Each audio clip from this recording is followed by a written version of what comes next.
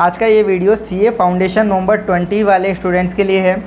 इस वीडियो में मैं पूरी एक डिटेल स्ट्रेटजी डिस्कस करूंगा कि जिन स्टूडेंट्स को सीए फाउंडेशन नवंबर 20 के लिए प्रिपरेशन करनी है फ्रेश से, तो वो कैसे प्रिपरेशन करें, क्योंकि लॉकडाउन चल रहा है और लॉकडाउन में क्लासेस भी पॉसिबल नहीं हो पा रही हैं। तो स्टूडेंट्स कन्फ्यूज़न में हैं कि प्रिपरेशन कैसे करी जाए, बहुत दिक्कतें आ रही हैं।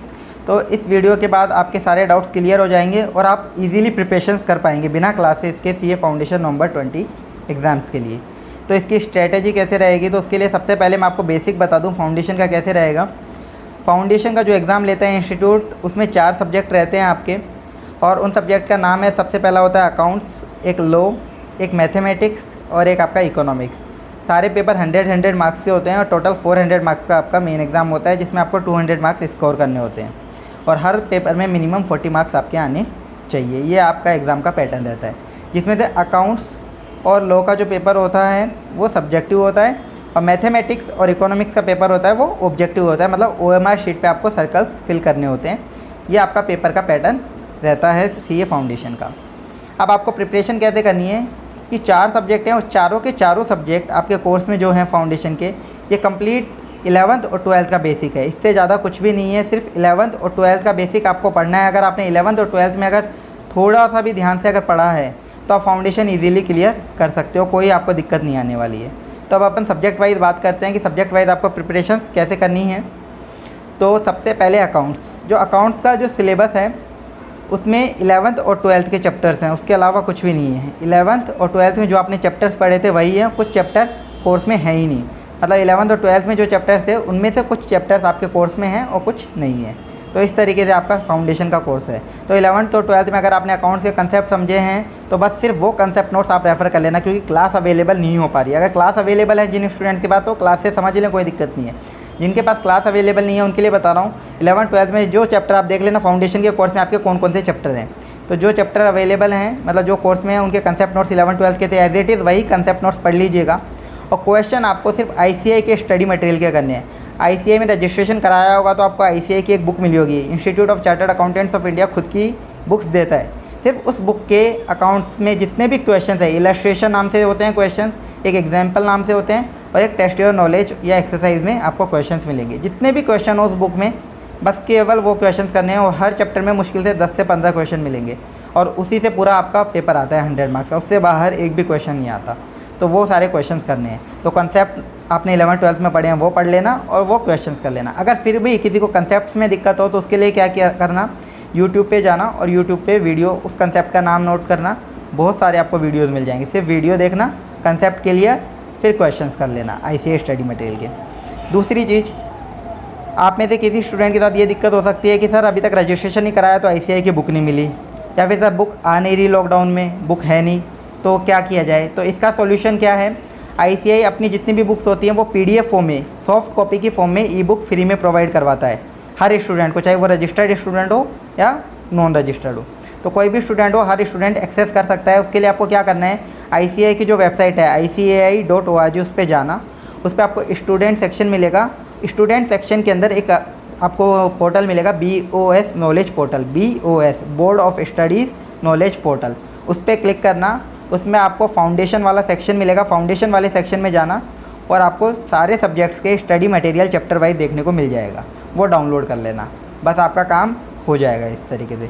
तो अकाउंट्स के लिए मैंने आपको बता दिया कैसे पढ़ना है। कंसेप्ट नोट्स पढ़ लेना 11th 12th वाले जो चैप्टर हैं आपके कोर्स में, और चैप्टर आपको पता नहीं हो कौन से कोर्स में, वही ICAI की वेबसाइट पे जाना, वहाँ पे आपको स्टडी मटेरियल मिलेगा, उसमें देख लेना कौन कौन से चैप्टर हैं कोर्स में।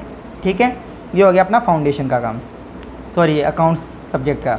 अब अकाउंट्स के बाद है आपका सब्जेक्ट मैथमेटिक्स। मैथमेटिक्स सब्जेक्ट में 3 पोर्शन है, 100 मार्क्स का पेपर आएगा, ऑब्जेक्टिव है। इसमें आपको सिर्फ सर्कल फिल करने हैं, ऐसा नहीं कि आपको कैलकुलेशंस करनी है पूरी डिटेल में, ऐसा कुछ नहीं है, सिर्फ सर्कल्स फिल करने हैं। OMR 4 ऑप्शन रहेंगे, एक ऑप्शन सेलेक्ट करना है।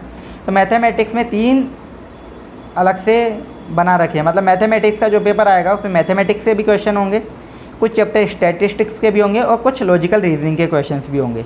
तो ऐसे 100 मार्क्स से आपके पास क्वेश्चन आएंगे, 101 मार्क का एक क्वेश्चन। मैथमेटिक्स से भी क्वेश्चन होंगे, स्टैटिस्टिक्स के भी होंगे और लॉजिकल रीजनिंग में भी। अब इसमें दिक्कत क्या आती है, 11th 12th में किसी स्टूडेंट के पास मैथमेटिक्स अगर उन्होंने सब्जेक्ट चूज़ करा होगा ऑप्शनल में, तो उसको तो कोई दिक्कत नहीं आनी, क्योंकि एज इट इज़ जो 11th 12th में कोर्स था वही कोर्स है।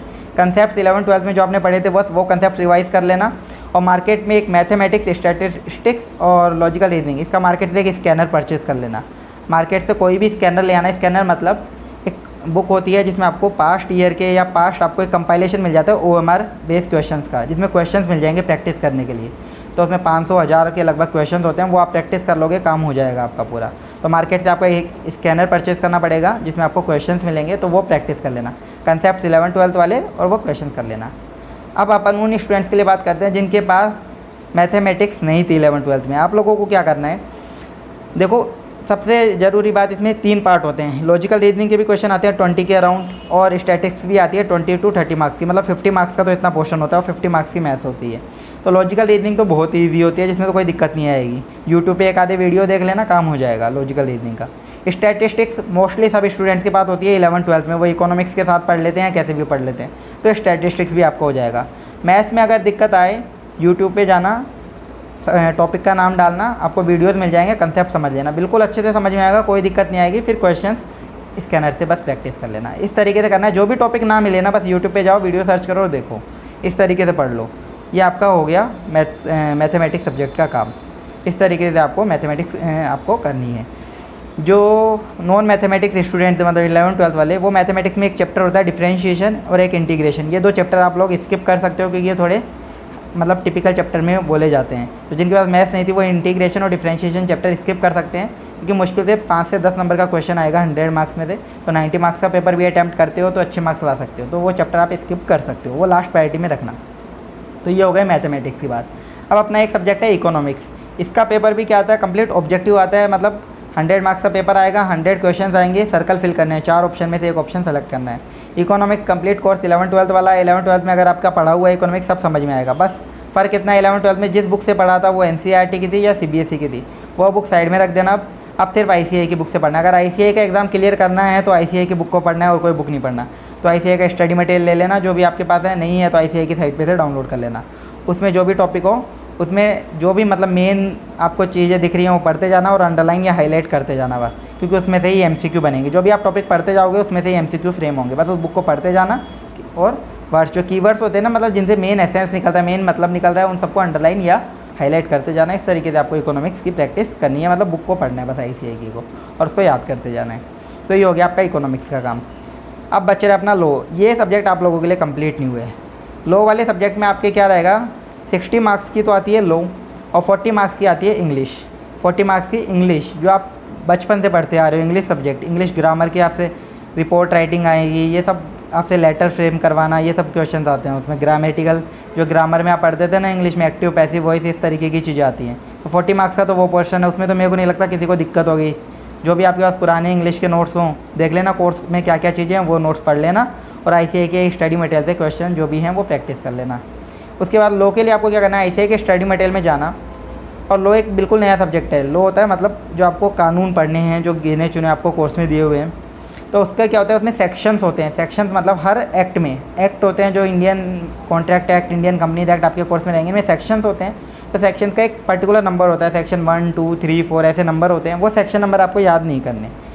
उनके अंदर जो भी लिखा हुआ है ना, वो किसी कोई मतलब निकलता है उसका, कि हाँ इस आदमी को इस टाइम पे अभी आप देखो लॉकडाउन का भी एक कानून बना है, मतलब लॉकडाउन को भी एक एक्ट गवर्न कर रहा है, आपको पता होना चाहिए। क्योंकि फाउंडेशन वाले स्टूडेंट को लॉ थोड़ी कम समझ में आती है, क्योंकि वो बिल्कुल नए होते हैं। इसलिए मैं आपको एक ब्रीफ दे रहा हूँ, लॉ क्या चीज़ है।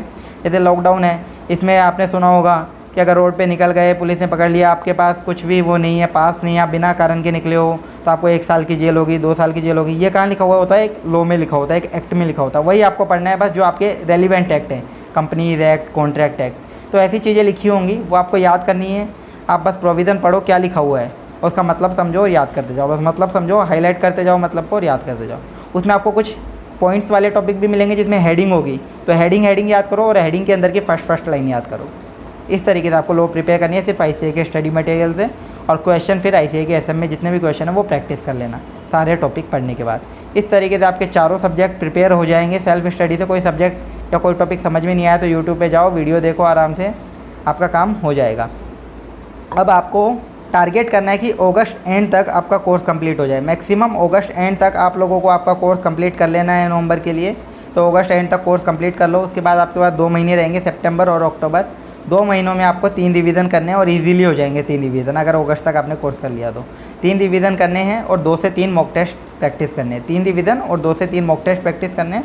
आप नवंबर 20 का एग्ज़ाम ईजीली क्लियर कर जाओगे और जो रैंक के अकॉर्डिंग प्रिपरेशन करेंगे उनकी रैंक भी आ जाएगी। तो आप बस अपनी प्रिपरेशन करो कंटिन्यू, इस तरीके से आप इजीली प्रिपेयर कर पाओगे फाउंडेशन, कोई भी आपको दिक्कत नहीं आएगी। और हमारा टेलीग्राम चैनल है, हमारी एंड्रॉयड ऐप भी है, आप वहाँ पे हमारे साथ कनेक्ट हो सकते हो। अभी हमारा वहाँ पे फाउंडेशन से रिलेटेड हमने कुछ कंटेंट डाला नहीं है, पर थोड़े टाइम में सब कुछ वहाँ आपको अवेलेबल होने वाला है, तो आप वहाँ हमें ज्वाइन कर सकते हो फ्री में। तो यही थी स्ट्रैटेजी, और अब आप अपनी प्रिपरेशन करिए एग्ज़ाम के लिए। All the best.